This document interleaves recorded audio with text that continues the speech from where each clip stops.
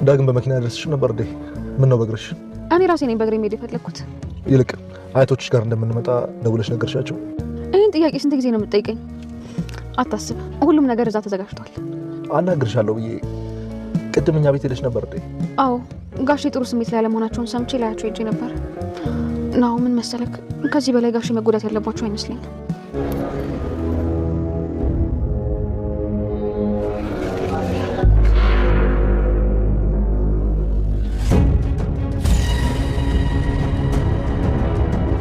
ኤሚዚ ምን ትሰራለሽ? አንተ ራስህ እዚህ ምን ትሰራለህ?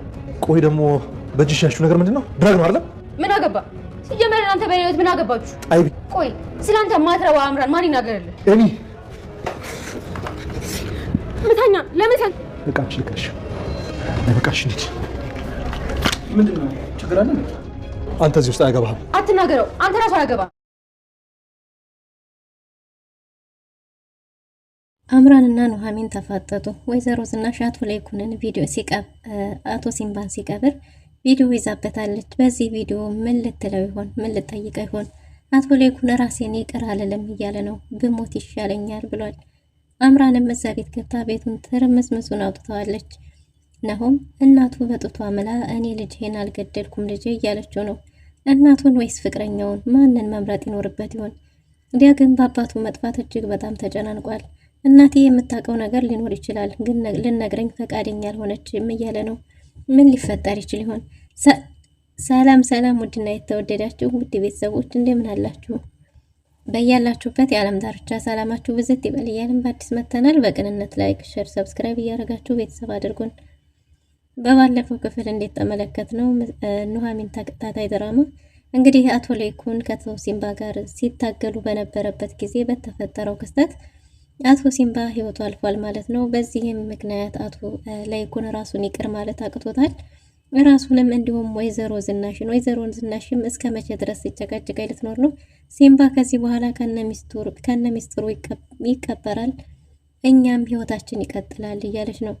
አቶ ላይኩንም እጄን አሳልፌ ለህግ ብሰጥ ይሻላል እንጂ የዳግምን አይን እያየሁኝ መኖር አልችልም ብሎ ተስፋ ቆርጧል። ወይዘሮ ዝናሽም አንተ እዚህ ቤት ከሌለህ ቤቱ ያስጠላል፣ ቤቱ ያላንተ አያምርም እያለች ነው። እናም እንግዲህ ግዴታ አንተ ራስህን ሚስጥሩን ደብቅ የለህ መኖር አለብህ፣ ሚስጥር እስከ መቃብር ድረስ ድብቅ ይሆንልሃል ብላ ነበር ወይዘሮ ዝናሽ። ግን ደግሞ አሁን ሌላ ከጎን የምታወራው ሶስተኛ ሰው መኖሩ ታውቋል። ናሆም እናቱን ለማናደድ ብሎ አምራን ጓዟን ጠቅላ ወደዛ ቤት ገብታለች ማለት ነው። እናም እንግዲህ አምራን ወደዛ ቤት ስትገባ ዳግም ወደ ወይዘሮ ዝናሽና ወደ አቶ ላይኩን መኝታ ክፍል አምርቷል። አቶ ላይኩንና ወይዘሮ ዝናሽም እንዲሁ እየተጨቃጨቁ ነበር። ይሄ ሁሉ ነገር የተፈጠረው ባንቺ ነው። አንቺ በቁሜ ገደልሽኝ፣ ደጋግመሽ ገደልሽኝ። እኔ ላይኩን እንዴት እንደዚህ ይሆናል? መጨረሻዬ የሰው ነፍስ ማጥፋት ይሁን በአንቺ ጥፋት እኮ ነው። ያ ምንም የሌለበት ምንም ጥፋት ያላጠፋው ምስኪን የሞተው እያለ እንግዲህ በጭንቀት ነፍሱ ልትወጣ ነው ማለት ነው። አቶ ላይኩን መቋቋም አቅቶታል። መደበቂያውን አልኮል አድርጓል። ቀኑንም ሌቱንም አቶ ተሰማ ሰርጀሪያቸው በሰላም እንዲተጠናቀቀና ሁሉም ነገር ሰላም እንዲሆኑ ለኑሐሚን ነግረዋት ነበር። ኑሐሚን በአባቷ በኩል የምትሰማው ደስታ ቢሆንም ግን ደግሞ የደስታቸው ምንጭ ሰበብ የሆኑት አቶ ላይኩን ጥሩ ስሜት ላይ ስላልሆኑ ኑሐሚንም ደስታዋ ውሃ ተቸልሶበታል ማለት ነው። እናም እንግዲህ ዳግም ናሆምና አምራን ወደዛ ቤት መምጣታቸውን ሊናገር ወደ መኝታ ክፍሉ ገብቶ ነበር። እናም አምራን ወደዚህ ቤት መታለች ሻንጣዋን ጠቅላ ብሎ ተናግሮ ነበር። ግን ደግሞ አቶ ላይኩን ምን ብለው ሲደነግጡ ወይዘሮ ዝናሽ ምንም አልመሰላትም ነበር። እንኳን ሰላም መጣሽ የሚል መልእክት ነበር። እና ምን ችግር አለው አምራን ነው ያልከኝ? እሺ ብላ ተነስታ ከሄደች በኋላ እንኳን ሰላም መጣሽ የልጅ ሚስት ነው ያለችው። አምራንና ወይዘሮ ዝናሽ እያደረጉ ያሉት ነገር ናሆምን ግራ አጋብቶታል። ናሆም ስንት ነገር ጦርነት ይፈጠራል ብሎ ሲጠብቅ የነበረው ናሆም እናቱ በሰላም ሚስቱን ስትቀበልለት ማመን አቅቶታል። እናም እንግዲህ ወይዘሮ ዝናሽና አምራን የመጀመሪያ ቤት ስራቸውን ጀምረዋል። እንኳን ወደዚህ ቤት በሰላም መጣሽ፣ ከዚህ ሰዓት ጀምሮ የቁም ሲኦል ነው ማረግብሽ መሮሽ እስከምትወጪ ድረስ እያለች ነው ወይዘሮ ዝናሽ። እናም እንግዲህ አምራንም መቅበጧን ጀምራለች ማለት ነው። ናሆም ምንድነው እዚህ በእናቴና ባንቺ መካከል እየተፈጠረ ያለው ነገር ደስ እያለኝ አይደለም። እኔ በጣም ብዙ ነገር ጠብቄ ነበር፣ ግን እናቴ ራሱ ምንም ነገር እያለችሽ አይደለም፣ ምንድነው በመካከላችሁ የሚል ጥያቄ አንስቶ ነበር። አምራንም የኔና የእናትህ መስማማት ነው የገረመ፣ እናትህ እንደውም ከጥሉ የበለጠ መጥፎ አቀባበል ነው ያደረገችልኝ፣ ከዚህ በላይ ሞት የለም ለኔ እያለች ነው። ግን ደግሞ ምንም ይሁን እችለዋለሁ፣ አሁን ስለደከመኝ ማረፊያ ክፍሌን አሳየኝ እያለች ነው። ወይዘሮ ዝናሽም ቀደም ብለሽ ብታሳውቂ ኖሮ እራት አዘጋጅቼ ጠብቅሽ ነበር፣ ግን ደግሞ ድንገት ነው የመጣሽው ብላ ተሳልቃባታለች። አምራን በእንደዚህ ከምትቀበለኝ ብትጮህብኝም ብትሰርበኝም ብትመታኝም ይሻል ነበር እያለ ነው። ይሄ ቀን ምንድነው እየገባኝ አይደለም ቢልም ናሁም ሁለቱ እንዴት ተግባቡ ነግረውታል። ናሁም ግራ ገብቶታል። እናም እንግዲህ አምራን ወደዛ ቤት ጠቅላ በመግባቷ አቶ ለይኩንና ዲያግም ግራ ገብቷቸዋል። አቶ ለይኩንም ያ ሁሉ ያዙ ይልቀቁኝ ለዚህ ነበር እንደዚህ ለቤተሰቡ ጋር እንድትቀላቀል ነበር እያለ ነበር። የሷን ነገር ከዚህ በኋላ ለኔ ተውት ብላለች ወይዘሮ ዝናሽ። ምን ማድረግ አስባ ይሆን? ናሁም ከእናቱ ጋር ተጣልቷል። ምክንያቱም ልጅህን የገደለችው እናቴ ናት ስላለችው እናቱን እንግዲህ ያለ እናቱ ያለው ክብር ጠፍቷል ማለት ነው። እንዲሁም እናቴ አይደለሽም የማለት ደረጃም ደርሷል። አምራንና ወይዘሮ ዝናሽ ለበቀል መፈላለጋቸውን ተያይዘውታል። አምራንም ሚስጥር ማፈንፈኗን ጀምራለች ማለት ነው። ግን ደግሞ የወይዘሮ ዝናሽ አቀባበል ሌላውን ቤተሰቡን በሙሉ ግራ ገብቶታል። አንቺ እዚህ ቤት የመጣሽው ልጄንና እኔን ለማጣላት ስለሆነ እሱ ተሳክቶልሻል፣ ግን ማኝ እዚህ ቤት አምራት ሆነሽ መቀጠላችን እያለች እያስፈራራቻት ነው። እንግዲህ ወይዘሮ ዝናሽ ልጇ ክፍል ወድቃ ናሆም እግር ላይ ወድቃ ልጅ እማነኝች ሴት ዋሽታለች፣ እርጉዝ አልነበረችም፣ እርጉዝም ከሆነች ደግሞ በራሷ ጊዜ ልጁን አስወርደዋለች እንጂማ እኔ አንተ ልጅ በጭራሽ ልጅህን አልገደልኩብህም። እዚህ ቤት መታ ቡና ለመጠጣቷም የራሷ ያመጣችው እንጂ እኔ አይደለሁም። ይሄ ሐሳቡም የሷ የራሷ ሐሳብ እንጂ እኔ ሐሳብ አልነበረም። ሳላስብ ነው መጣች፣ ግድ ቡና ፈልጋለሁ አለችኝ፣ አፍልቼ ሰጠሁ እንጂ ምን አጠፋሁ እያለች ነው ወይዘሮ ዝናሽ ማለት ነው። ናሆምም እናቱን ለማመንም ላለማመንም ግራ ተጋብቶ ነው ያለው። ምክንያቱም ወይዘሮ ዝናሽ በጡት የምልልሃለሁ ልጄ ብላ ስላለችው ማን ጋር ነው እውነት ያለው? ከፍቅረኛው ከአምራን ጋር ወይስ ከእናቱ ጋር የሚለው ነገር ውስብስብ ብሎበታል። ወይዘሮ ዝናሽ አቶ ለይኩንን ይሄን አስክሬን ከቤት እስካላስወጣን ድረስ እዚሁ መዋረዳችን ነው፣ ጠንከር ብለህ ወስደን መቅበር አለብን የሚል ውሳኔ ላይ ደርሰዋል። እናም ሁሉም ሲተኙ ጠብቀን እንወጣለን፣ ተዘጋጅተህ ጠብቀኝ፣ እኔ ሄጄ በሩን ምናምን እከፋፍታለሁ፣ መኪና ውስጥ እናስገባለን፣ ከዛም ጫካ ወስደን ከነ ሚስጥሩን ቀብረዋለን ብላ ቃል ገብታለት ነበር። እናም እንግዲህ ወይዘሮ ዝናሽ ከአቶ ለይኩን ጋር ተነጋገረች በኋላ ውጭ ወጥታ ለሆነ ሰው ስልክ ደውላለች። ያ ሰው በቪዲዮ መረጃ እንዲይዝላት እሷን ሳይሆን አቶ ለይኩንን ብቻ እንዲያስገባውና ሲቀብር ምናምን የሚያሳይ ቪዲዮ በጥንቃቄ እንዲይዝላት አድርጋለች። ሰውየውም በሀሳቧ ተስማምቶ ቦታው ድረስ ተገኝቷል።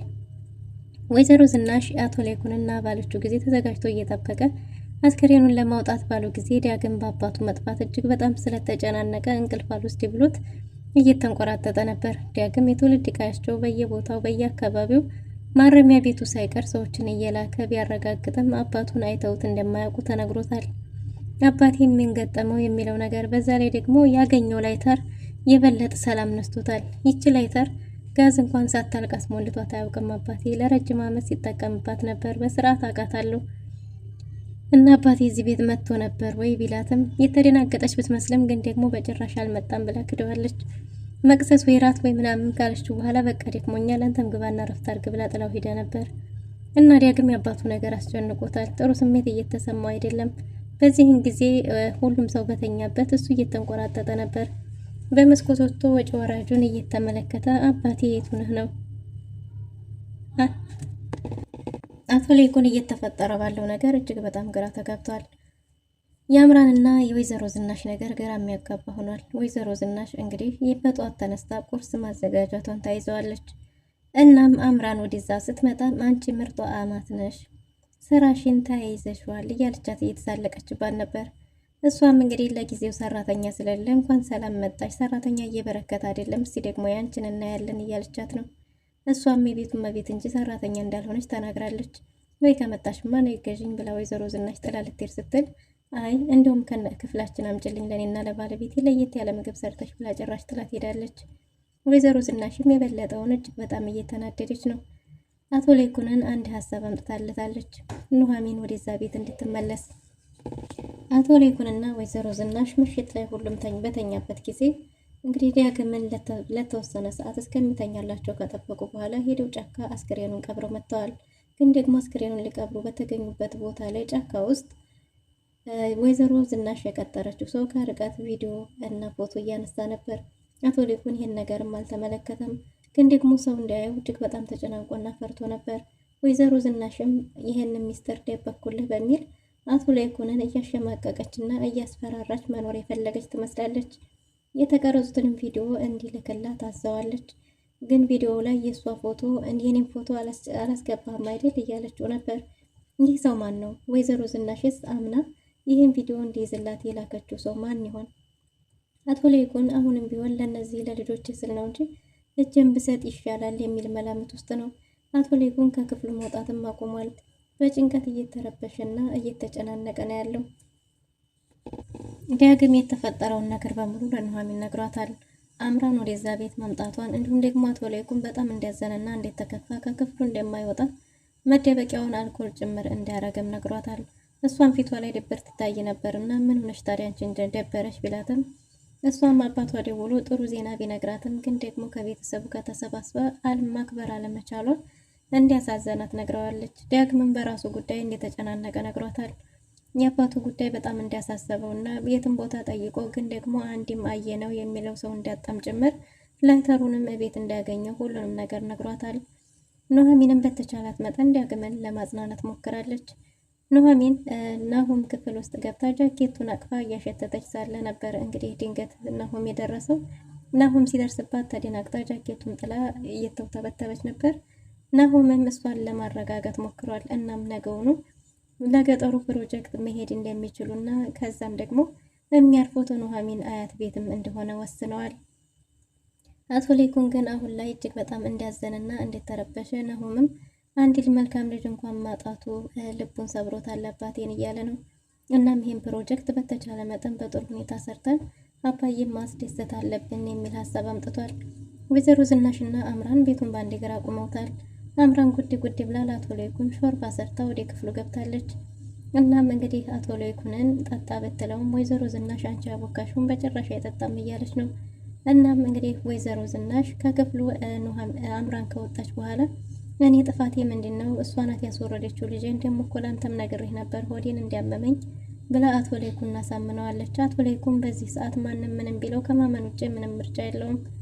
እናም እንግዲህ ወይዘሮ ዝናሽ ከክፍሉ ለቀሽ ውጪ ብላ ካስወጣቻት በኋላ ወይዘሮ ዝናሽና አቶ ለይኩን ሲጨቃጨቁ እንደለመደችው በር ተለጥፋ ማዳመጥ ጀምራለች ማለት ነው።